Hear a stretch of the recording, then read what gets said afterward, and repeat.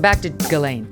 Lis, you tell me whether they've got an uphill battle, because when I listened to the testimonial of Jane, the first alleged victim, we didn't listen because there's no cameras or video audio in the courtroom, but we read the account. It was very moving, but then of course the defense gets up and it's less so. Now, I think she's not the only one. Jane's not the only one that's going to testify. You've got at least four victims that are going to come forward and say, look, it wasn't just Epstein. It was that she got us involved. And it's the worst kind of enabling. I mean, it's criminal enabling, if you will. I mean, just think about these young girls as young as 14. You know, she coddles up to them. She takes them out shopping, asks about their lives. You know, if they come from a troubled past, and they're even better prey.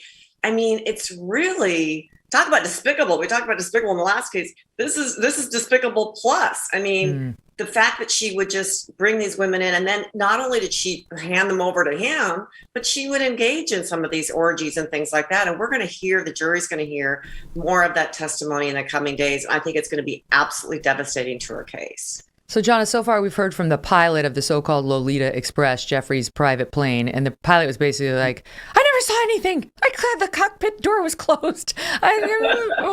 Never.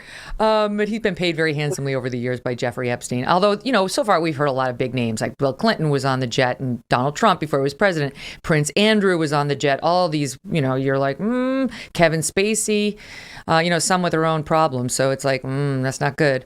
But anyway, Jane gets up there and says Ghislaine and Jeffrey met her while she was at her damn summer camp. She was a 14-year-old in Michigan at singing and acting camp, and they were up there for some reason, walking by, took a shining to her, get her name. Turns out she's from Palm Beach as well, Jane, a pseudonym. And when she goes back home, they call her and her mother, and Jeffrey Epstein does the oldest. According to Jane, I'll make you a star. I know, everyone in the business, but you've got to be ready. You've got to be ready. The next thing she knows, he's pulling his pants down. She says she's never even seen a man naked before, and abusing her. And that Ghislaine was part of it, was actually in the room abusing for part of it. But then when the defense got up there, they started poking holes in her memory. This is 1994. It's been a long time. She's 41 years old now. Yeah, guys, I got to tell you, I have really strong opinions about this case, and probably opinions that are unpopular with the masses, because I know the allegations are salacious, right? I would never defend a sex trafficker. But what I feel I am doing in this case, and I've studied it from the day that she was arrested back in July of 2020. And the first thing that made my fine hairs go up was the fact that they would not release this woman on bail when every other high profile, high net worth defendant of late does get bail. Bill Cosby, Harvey Weinstein, Steve Bannon, Lori Loughlin, people who could equally have flown the coop, given bail, they got bail. Something just told me this wasn't right. And I am in the camp of the defense here is basically going to say, hey, wait a minute. These charges, as salacious and awful as they sound, were invented after Jeffrey Epstein, who is the real target, died. And you can't just defendants are not fungible. You can't replace one with another when something happens to the main person who they never really got to take to task. And that was Jeffrey Epstein. Now, he was taken to task a little bit back in 2008. Why weren't any of these charges brought up back then? Why weren't they brought up in the 90s? Why weren't they brought up in the early 2000s? Because he was connected. He was connected. He was on the plane. He was good friends with Prince Andrew. He went to Prince Andrew's, Princess Beatrice is his daughter. He went to her 18th birthday. I don't know if it's true, but the Queen was there. This is Jeffrey Epstein. He's hanging out with guys from MIT. He was hanging out with Bill Clinton, former presidents. Like people, he was connected. That's why he got a slap on the wrist back in 2008. And just to answer Jonna's point, she has a French and American passport, both passports. So she's a flight risk. And that's why she didn't get bailed. Nothing more than that.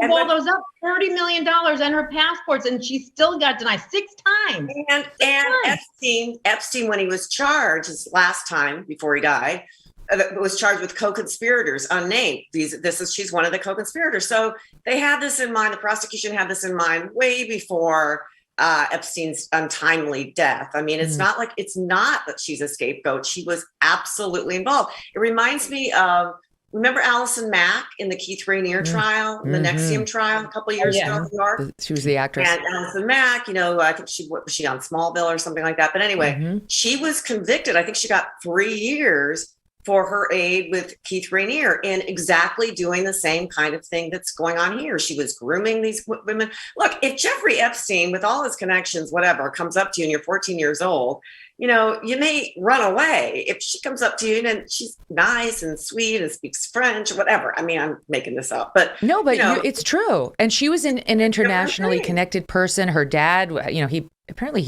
died on some yacht. He was like allegedly a spy. Some people believe she may have been some sort of a spy. I mean, the whole thing's full of intrigue. But when I looked at the cross-examination yesterday of Jane, whose direct testimony was very compelling, the defense was pointing out Jane is now a professional actress. Jane acts on a soap opera. And they were basically saying, you've had a long career in acting, haven't you? The defense attorney, Laura Menninger. There's no melodramatic role you haven't played, is there? Can you cry on command? Jane said, that's not really how it works. Melissa Francis, my pal who used to star on Little House on the Prairie, would disagree. She's very proud of her ability to produce the waterworks on demand. Her kids will fake cry to her and she'd be like, oh, please. If I don't see a tear, I'm not listening. Then the defense got up there and pointed out, and this has been the case with a lot of the Epstein accusers, who have accused, a slew of men, not just Epstein. She apparently told law enforcement agents she wasn't sure if Ghislaine Maxwell ever actually touched her. She didn't remember Ghislaine Maxwell ever being present for any sexual activity between her and Epstein. She repeatedly said, Jane did, that she didn't recall if she had actually said that to investigators. But this is what the defense is going to do over and over, because none of these victims is, quote, a perfect victim. And they have a lot of conflicting prior testimony. And, this case and similar cases often come down to one thing.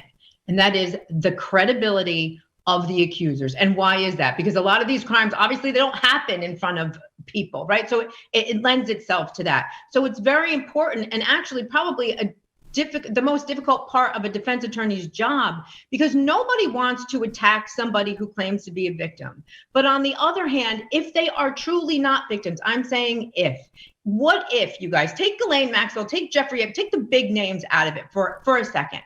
What if, and what stops people in the accuser's positions from inventing facts for some other gain? I'm not saying it's happening here. I'm saying it's possible. But there is a pot of money, Jonna. There is a pot of money. There's a ton of money, right? And that was my next point. When you are incentivized by millions and millions of dollars, and all of these accusers put their hand out, and they got between $1 and $5 million from the Jeffrey Epstein fund, which eventually ran out of money because 135 people made claims to that fund. They paid out over $125 million. I would love to know what the criteria was for that, but that's an aside.